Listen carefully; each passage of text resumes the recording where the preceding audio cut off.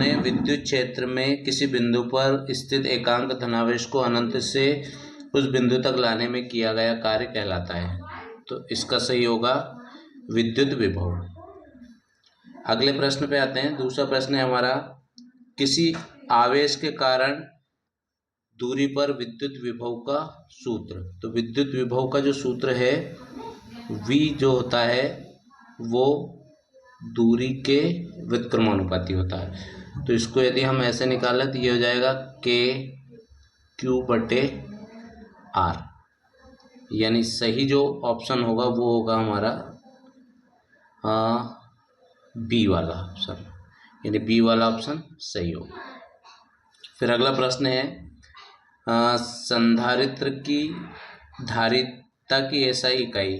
तो जो धारिता है Q/V के हिसाब से ये जो होता है वो होता है फैराड।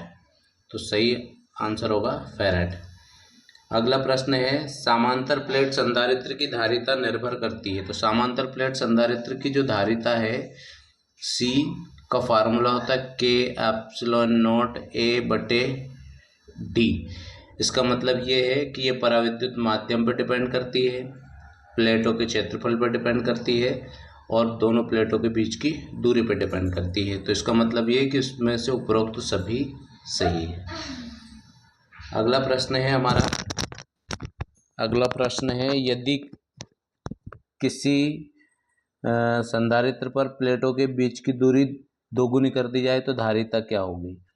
यानी C बराबर होता है K/0A/D।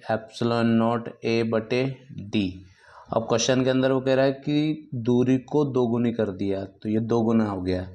यदि इसको दो गुना कर देंगे तो C जो है वो D के व्युत्क्रमानुपाती होता है, यानी D का मान बढ़ेगा तो C का मान घटेगा। तो कितना घटेगा, ये दुगुना बड़ा है तो ये आधा हो जाएगा, तो ये हो जाएगा आधी हो जाएगी। अगला प्रश्न है हमारा, किसी संधारित्र की धारिता बढ़ाने के लिए निम्नलिखित में से कौन सा तरीका सही है।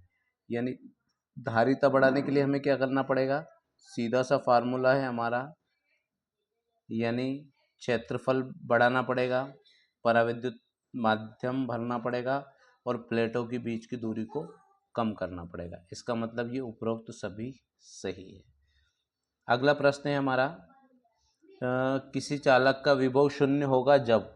अब चालक का विभव शून्य कब होगा, जब उसे पृथ्वी से कनेक्ट कर दिया जाएगा, तो ये भी सही है। उसमें आवेश नहीं होगा तो भी विभव शून्य होगा, विद्युत क्षेत्र नहीं होगा तो भी शून्य होगा।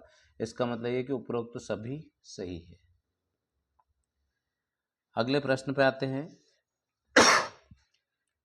विद्युत विभव की एसआई इकाई। तो विद्युत विभव की जो एसआई इकाई है, विभव की इकाई होती है वोल्ट। अगला प्रश्न है, 1 फैराड बराबर कूलाम। तो 1 फैराड बराबर होता है कूलाम पर वोल्ट। तो 1 फैराड निकालना है तो 1 फैराड जो होगा वो 1 कूलाम पर वोल्ट के बराबर होगा। तो यहाँ पे भी आ जाएगा इसका 1। अगला प्रश्न है, समांतर प्लेट संधारित्र की धारिता का सूत्र यदि माध्यम निर्वात हो। माध्यम निर्वात होगा तो जो फार्मूला बनेगा वो फार्मूला हो जाएगा C बराबर ε0A/D, ये वाला फार्मूला बनेगा। और यदि कोई माध्यम भर दिया जाएगा तो ये हो जाएगा K/ε0A/D। फिर अगला प्रश्न है हमारा, 1 वोल्ट वह विभव है जिसमें 1 कूलाम आवेश को, तो V बराबर होता है W/Q। V का मान 1 वोल्ट, तो W का मान 1 जूल और ये हो गया 1 कूलाम। तो यहाँ पे 1 वोल्ट वह विभव है जिसमें 1 कूलाम आवेश को 1 जूल कार्य के लिए लाया जाता है। अगला प्रश्न है, किसी बिंदु पर विभव V बराबर KQ/R होता है, जहाँ K जो है K का मान निर्वात में ज्ञात कीजिए। तो K जो है कांस्टेंट, इसका मान होगा 1/4πε0 और इसकी न्यूमेरिकल वैल्यू होती है 9 × 10⁹।